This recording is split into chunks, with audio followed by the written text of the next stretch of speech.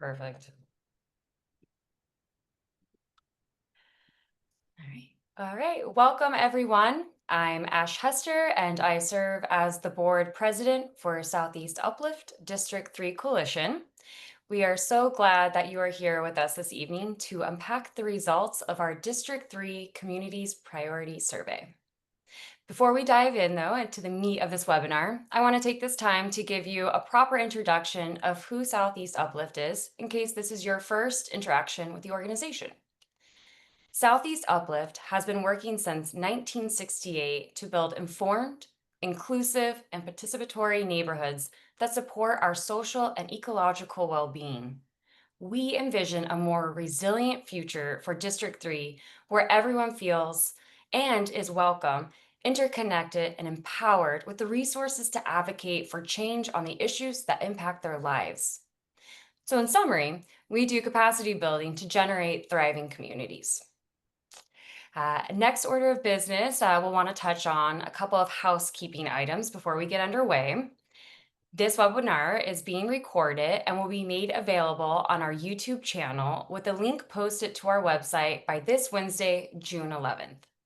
We will share a link to the survey report at the end of this presentation. And if you have a clarifying question, please send it to us via the Q&A button at any time during the webinar, and we'll try to answer as many clarifying questions as we can. If you want to provide feedback on this survey or would like to volunteer your survey expertise to us, please let us know. We're going to drop a link in the chat for that now. So, lastly, the information that we will share tonight is focused exclusively on the district-wide survey results. If you're curious about the response by neighborhoods, we invite you to check out the written report that includes the results by each of the 19 neighborhoods in District 3. Next slide, please. Your presenters tonight are a combination of staff and board members who participated in our project team. In addition to myself, Ash Hester, Southeast Uplift president, they are Nancy Champlin, our executive director, Diane O'Day, who manages our fiscal sponsorship program, and fellow board member Matt Limbo. This effort was undertaken by many community members, committees, and organizations throughout District 3, and so we extend a heartfelt appreciation for everyone's support. And to everyone who participated in the survey, thank you. We would especially like to recognize board members Kat West from Inner Southeast Action and Chris Waldman from Sunnyside Neighborhood Association for their guidance and feedback, as well as Sharon Keast from the City of Portland's Office of Community and Civic Life for adding the neighborhood-specific graphs you will see in this written report. So with all that, let's jump on in, and I'm going to turn it over to our Executive Director, Nancy Champlin, to provide some contextual background and share what inspired us to undertake this effort. Next slide, please. Thanks, Ash. So in July of 2024, the City of Portland began to implement the voter-approved changes to the city's charter. This included replacing the city's commission form of government, where Portlanders elected their city councilors citywide, to a district-based form of government, with city councilors elected to represent constituents in one of 4 new geographic districts that encompass all of the neighborhoods in the city. At the same time, the city's Office of Community and Civic Life restructured its geographically based neighborhood program to align with these new city council districts. Today, the neighborhood program consists of 4 local nonprofit, nonpartisan district coalition offices that each serve one of 4 new districts. These district coalition offices provide technical and capacity building support to the city-recognized nonprofit neighborhood associations that serve 94 neighborhoods in the city of Portland and the many community-based organizations and business associations within their districts. A part of the neighborhood program since its inception in 1974, Southeast Uplift works to build informed, inclusive, and participatory communities. As the District 3 Coalition, Southeast Uplift serves the 19 neighborhoods in the City Council District 3, which predominantly includes parts of inner Southeast Portland, along with small area of Northeast Portland. According to the U.S. Census 2020, there's approximately 167,000 people that reside in District 3. This survey was inspired by the robust policy conversations that took place all throughout the city during the lead up to Portland's first election under this new district configuration. Dozens of candidates running for one of 3 seats in District 3 discussed and debated a wide range of policy matters that might come before them if elected. Some candidates even endorsed policy positions. Following the November 2024 election, Southeast Uplift undertook an effort to take the temperature of the residents in District 3 on many of the policy priorities discussed on the campaign trail. The vision was to conduct a survey on policy matters that the new City Council would be likely to consider during their first term in office. In November and December of 2024, Southeast Uplift solicited input from within the District 3 Coalition leadership on items to include in a community survey focusing on policy matters that could, 1, impact District 3 residents and businesses at the neighborhood scale, and 2, that are within the purview of matters that the City Council has responsibility and/or authority to address. Southeast Uplift staff consulted the following groups in the development of the survey: the Southeast Uplift Board of Directors, which consists of representatives from the District 3 neighborhood associations, as well as business district associations and other community-based organizations and at-large members, and participants who attended Southeast Uplift's district-wide community committees that are open to anyone, including our Land Use and Transportation Committee, our Climate Justice Action Committee, and our Houselessness Action Committee. Understanding that community members may have priorities other than those that are considered by our survey development team, respondents were also given the opportunity to add their own priorities and comments through the open-ended question in each section. We will now delve into how we created and distributed the survey and how we assembled the response and analysis. I'm going to hand it over to my colleague Diane O'Day to lead us through that portion of tonight's webinar. Next slide, please. Thank you, Nancy. All survey questions or topics were categorized into 6 policy areas. We assigned each policy area a visual icon, which you will see throughout this webinar and throughout the report. The number next to each policy area shows how many topics were covered in each area. So for transportation, there were 9 topics. For housing, there were 9 topics. For land use, 9 topics. Community safety, 7 topics. Environment, 10 topics. And economic development, 4 topics. Later, when looking at the results, we will review the topics that were included in each policy area. Survey respondents were asked to rate each statement on a scale of 1 to 5, with 1 meaning not a priority, 2 low priority, 3 neutral, meaning the respondent had no opinion on the topic, 4 moderate priority, and 5 high priority.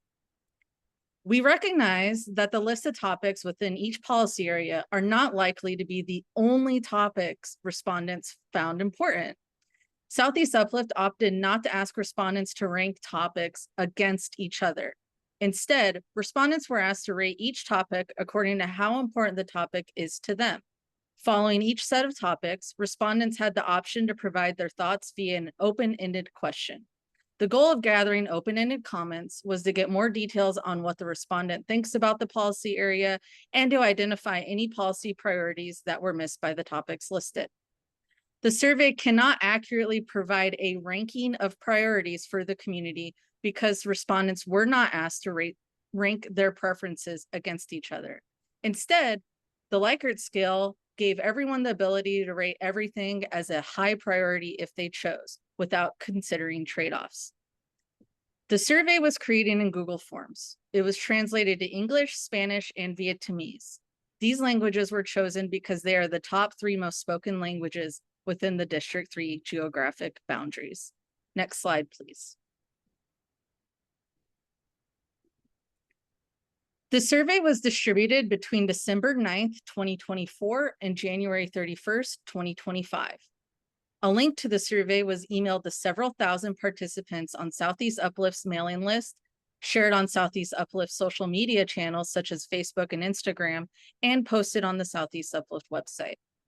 These communication channels reached a broad array of additional community and civic organizations and elected officials. Southeast Uplift also disseminated an outreach toolkit to its board and partner organizations, including District 3 neighborhood associations, business district associations, and others that help them promote the survey via their email and print newsletters, websites, social media accounts, and flyers that were printed in English, Spanish, and Vietnamese. Printed copies of the survey were available for individuals without computers, and staff made themselves available to assist anyone who preferred to take the survey via telephone. The survey was also featured in citywide e-newsletters produced by the City of Portland's Office of Community and Civic Life and the nonprofit organization City Club. And the District 3 City Councilors also helped us amplify this survey. Next slide, please. Overall, the survey received 1,936 responses. After removing blank or ineligible responses, 1,910 responses remained from an estimated district population of 167,000, according to the 2020 US Census. While this response size provides valuable insight into community perspectives, the survey was distributed via specific community networks throughout District 3, and participation was voluntary.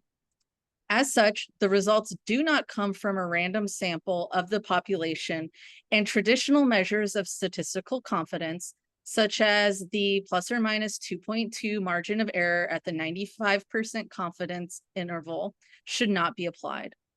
These figures are included as general benchmarks, but the results should not be assumed to precisely reflect the views of the entire population of District 3.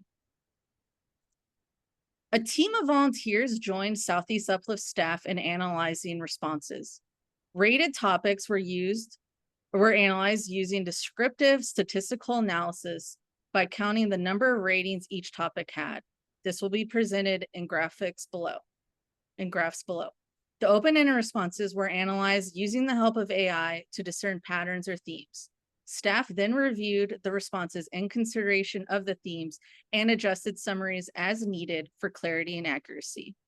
No personally identifiable information, such as respondent names or email addresses, were connected to the open-ended responses during analysis.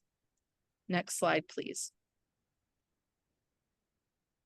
We asked respondents to tell us about themselves, such as their housing status and where they lived. The next few slides will show these results. Next slide, please. First, we asked respondents to share their housing status. Over 82% of those who took the survey own their home, while nearly 18% are renters. Next slide, please. This graph shows two things for each neighborhood in District 3.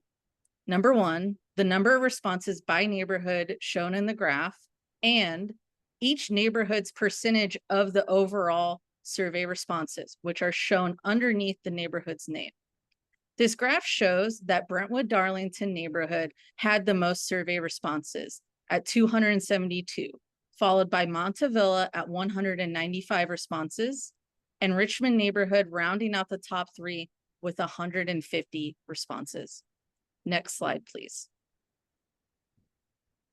This graph shows in descending order which neighborhoods had the most responses in comparison to the population of that neighborhood, according to the 2020 US Census Bureau. It tells us that by percentage of neighborhood population, Laurelhurst had the most responses at 2.26%. This was followed by Brentwood-Darlington at 2.02%, and then Roseway neighborhood at 1.75%. Next slide, please. Now let's look at the top priorities across the district and across the topics. Next slide, please. This chart shows the top 10 highest ranking topics from throughout the survey based on the number of high priority rankings it received. We can see from these results that at least one topic from each policy area made the top 10 list. Topping the list with 66% of respondents ranking it as a high priority is protecting the Bull Run watershed. 65% of respondents ranked stopping the flow of fentanyl into Portland as high priority, and 63.5% gave expanding unarmed first responder programs the highest ranking. Next slide, please. This slide shows each of the 6 policy areas and the topic that received the most high priority ratings within that area. Among the transportation topics, ensuring marked crossings on all corridors received the most high priority ratings. In housing, it was increase the number of affordable housing units. For land use, we see that increased access to nature by adding and connecting new park facilities as neighborhoods grow had the most high priority rankings.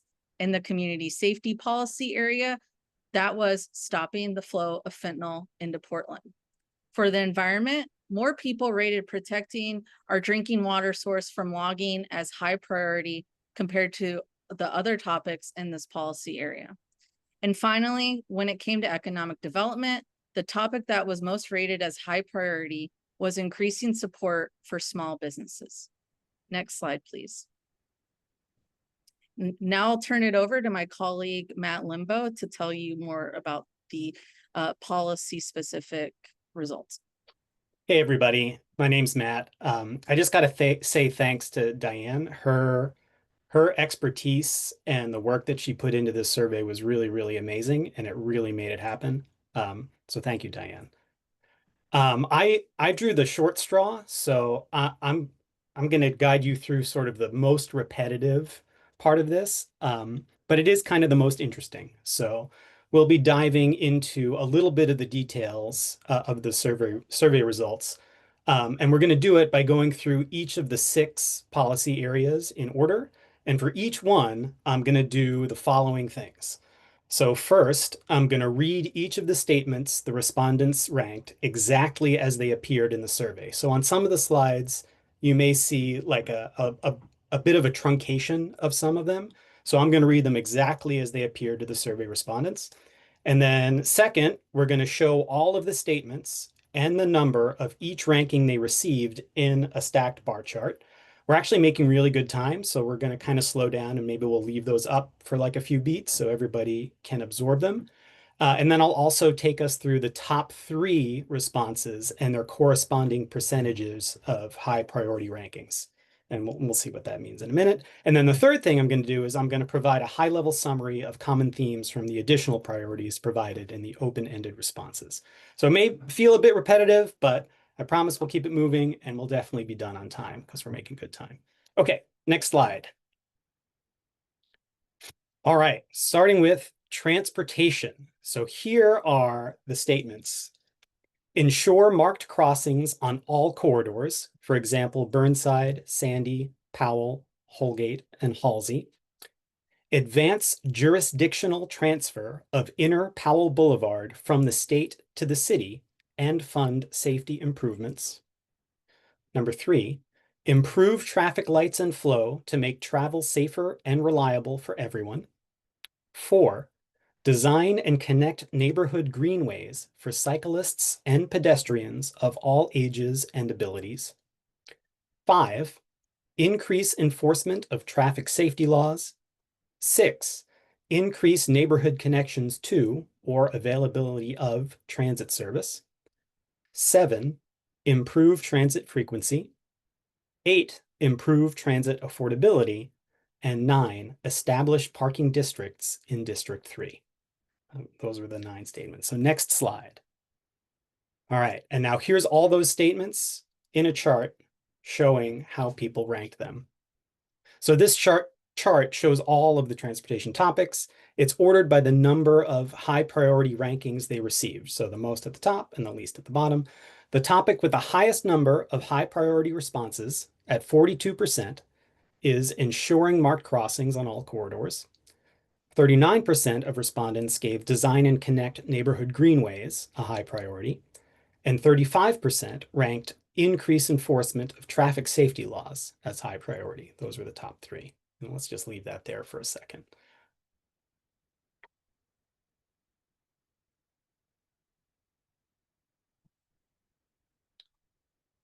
All right, next slide. All right, so we asked respondents exactly this. Is there a priority related to transportation that you would like to add to this list? And we got 971 responses. So common themes among those responses included pedestrian and cyclist safety, public transportation improvements, traffic and vehicle safety enforcement, street and infrastructure maintenance, that's a big one in my neighborhood, and equitable and sustainable transportation investments. And that does not nearly encapsulate like what everybody said, 971 different responses. So I encourage you to download that raw data and look through it, or at least download the report. And in the report, it's summarized, but much less succinctly. So there's a lot more information still in summary form, but a lot more than we're giving tonight. So make sure you download those. All right, next slide. All right, already to the third one here. So this is the housing policy area. Oh no, this is only the second one. See, we've got lots of time to go. All right, here are the 9 statements. Ready? Increase the number of affordable housing units. Improve intergovernmental collaborations, for example, with the Metro government or the Joint Office of Homeless Services.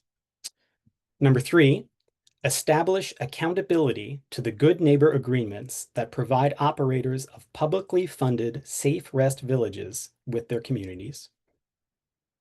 4, increase funds for affordable housing development.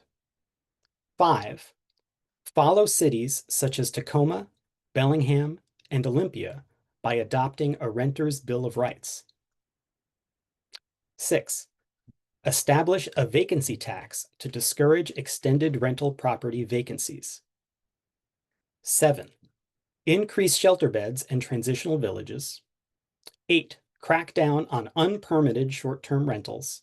And 9, establish an inventory of properties suitable for micro-villages in District 3. Next slide. All right. So this chart again shows all of the housing topics from the survey, again ordered by the number of high priority rankings they received. The 3 topics with the largest number of high priority rankings were increasing the number of affordable housing units, improving intergovernmental collaboration, and increasing funds for affordable housing development. And they had 53%, 45%, and 40% of respondents describing them as high priority, respectively. All right, next slide. Okay, so when asked, is there a priority related to housing that you would like to add to this list? 797 people provided a response, and they included thoughts on zoning, density, infill, shelter capacity, homelessness response, sidewalk camping, rent control, public housing, vacancy taxes, and many, many others. So lots of stuff to go through related to housing. All right, let's jump to the next slide. Land use. All right, the 9 statements were: 1, ensure access to nature by adding and connecting new park facilities as neighborhoods grow. 2, keep a portion of fees from new construction for local improvements in the neighborhood where the construction happens, for example, trees or sidewalks. 3, improve transparency and community input when public money is used to purchase property. 4, streamline permitting processes for new housing so that it can be built faster. 5, spread housing development throughout the city so more neighborhoods contribute to solving Portland's housing crisis. 6, engage communities earlier in land use processes / foster more public engagement in thoughtful density increase discussions. 7, adopt the inner east side for all proposal that would allow any residential lot from roughly 12th to 60th and Fremont to Powell to contribute to a thriving mixed income, mixed use fabric of urban neighborhoods via street scale apartment buildings.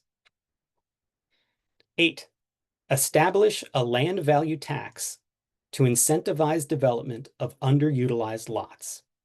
And 9, revitalize city efforts to build a community center on the vacant city land next to the former Washington High School at Southeast Stark and 12th Avenue. I just talked to Marianne Schwab about that on the sidewalk today. All right, next slide. Okay, so this is our chart for land use. I'm going to take a beat and leave it up for a second so that we can all see it. And those top 3 are ensure access to nature, getting 52%, streamline permitting processes at 44%, and improve transparency and community input when public money is used to purchase property at 42%. And remember, again, these are not comparative. So somebody can give high priority to as many of these as they want. I'm just reading off the ones that got the most of those high priority responses. All right, next slide. Okay, so we got 620 open-ended responses for land use. Our numbers are going down. And common themes among those were housing density and design requirements, the importance of transportation infrastructure, including mass transit and parking capacity for new buildings, public preservation of environmentally sensitive areas. I can think of a lot of those in town. Transparency and public discussion around zoning changes. That's been going on a long time. And speeding up permitting processes. All right, next slide. Moving right along, plenty of time. Okay, community safety. So our 7 statements for community safety were: expand unarmed first responder programs such as Portland Street Response and public safety support specialists. 2, stop the flow of fentanyl into Portland. 3, ensure police force training is grounded in anti-racist and trauma-informed practices. 4, respond to low-level crimes, for example, theft, graffiti, vandalism. 5, improve the city's response to hate and bias crimes. 6, reduce barriers to officer recruitment, for example, permitting use of legal substances such as cannabis. 7, boost participation in neighborhood emergency teams. All right, next slide. Here are those 7 statements. Lots of support up at the top. So our top 3, number 1 was stop the flow of fentanyl into Portland, with 65% of respondents ranking that as high priority. Number 2 was expand unarmed first responder programs with 63%, so a lot there too. And number 3 was ensure police force training is grounded in anti-racist and trauma-informed practices, and that got 50%. Or rather, I should say, 50% of respondents marked that as a high priority.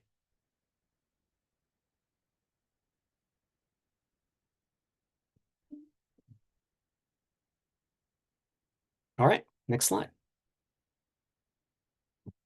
Okay, 668 people provided open-ended responses when asked about community safety, and very wide-ranging. So we boiled it down to strong support for Portland Street Response, including some calls to move funding from the Public Safety Support Specialist Program to Portland Street Response.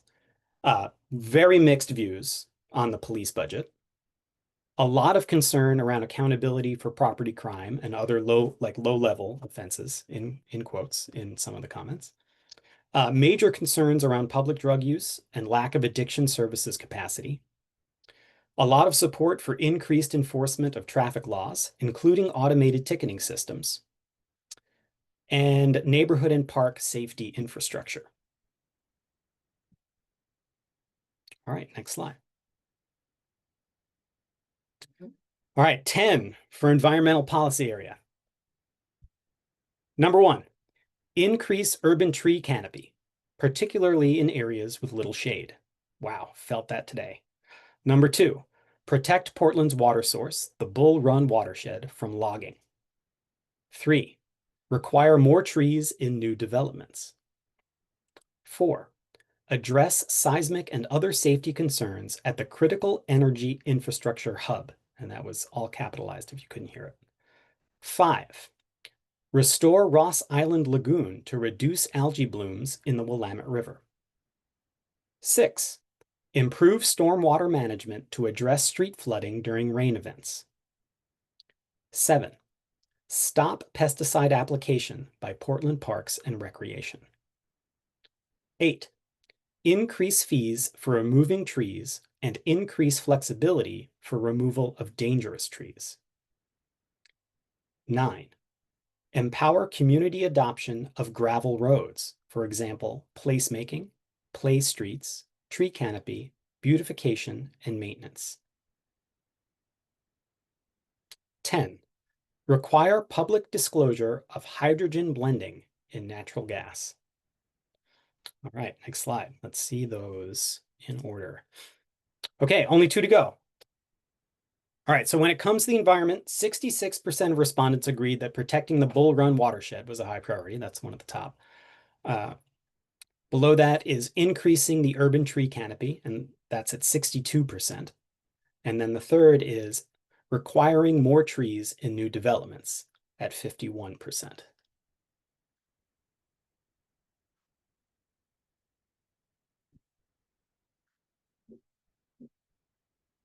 Okay. Next slide.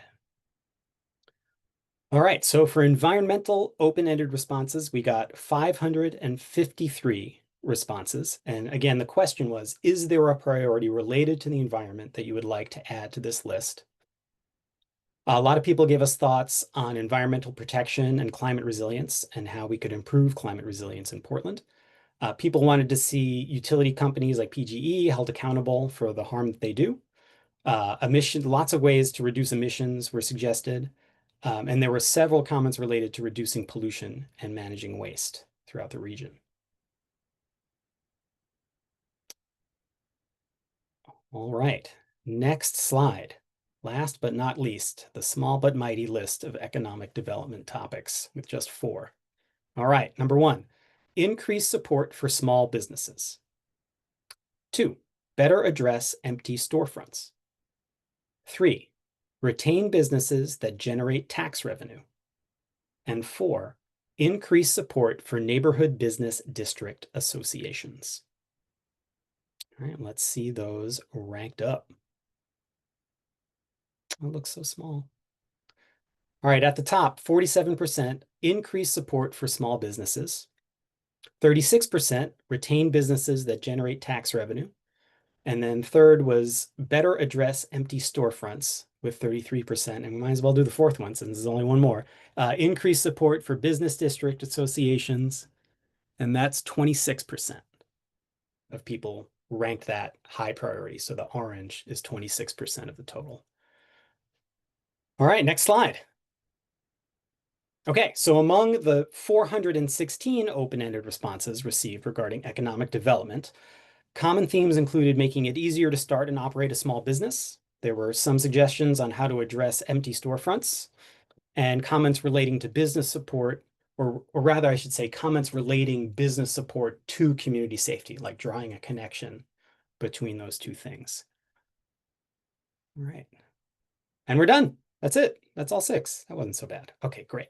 So before we close out, Nancy is going to share how we hope you will use this survey in your community. But we can't hear you, Nancy. Okay. Now we Thanks, Matt. So this survey offers a valuable snapshot of what matters to people living in District 3. While it's not a representative sample, it does help take the pulse of the community, highlighting shared concerns, hopes, and priorities across a wide range of topics. But the data alone doesn't shape the future we do. The real power of this survey is what comes next. Let this be a starting point. We invite you to use this survey as a springboard for civic engagement. What resonates most with you? Whether it's housing, the environment, or something else, your voice really matters. And when it's heard in the right places, it can spark real change. District 3 is full of people with vision, heart, and the drive to build a better future. If something in this survey speaks to you, take that next step. Your involvement can turn insights into impact. It's your city, so go shape it. And here are 3 ways you can do things you can do to get involved. The first is connect with the city council policy committees. There are 8 committees where city policies are shaped before they become law.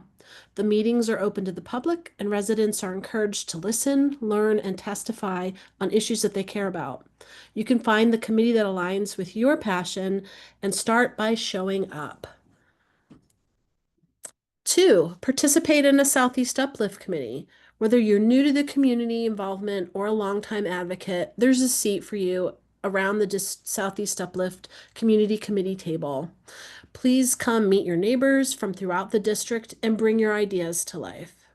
And 3, get involved with other local community groups that are active on issues that matter to you most. And there's some suggestions there. Thanks. And I'll turn it back over to Ash to close us out. Love it. It is full circle. And to Matt's point, we are making great timing. So giving most of you time back this evening. So I will close it out by saying how much we appreciate you all coming along this journey with us this evening. And on behalf of all of us here at Southeast Uplift District 3 Coalition, thank you so much for attending tonight. Hot off the press, we're going to drop the District 3 Community Priority Survey report into the chat now for you. And as a friendly reminder, we will be publishing the webinar recording to the Southeast Uplift website by this Wednesday, June 11th. And lastly, if you would like to share feedback on the report or volunteer for your survey expertise, should we undertake this effort again, we are going to send a refresh link in the chat now as well.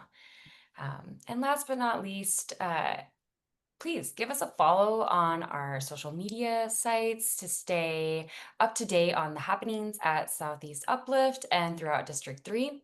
It's a great way to stay engaged. So with that, good night, y'all, and look forward to seeing you around the neighborhood and at an upcoming committee meeting to do the work together.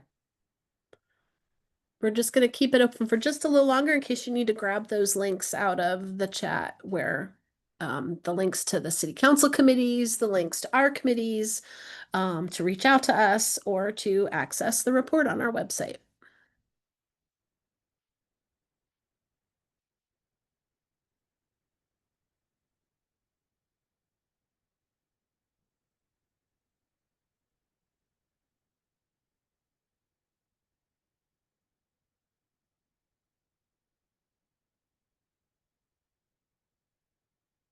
And again, if you have a question, go ahead and put it in the chat.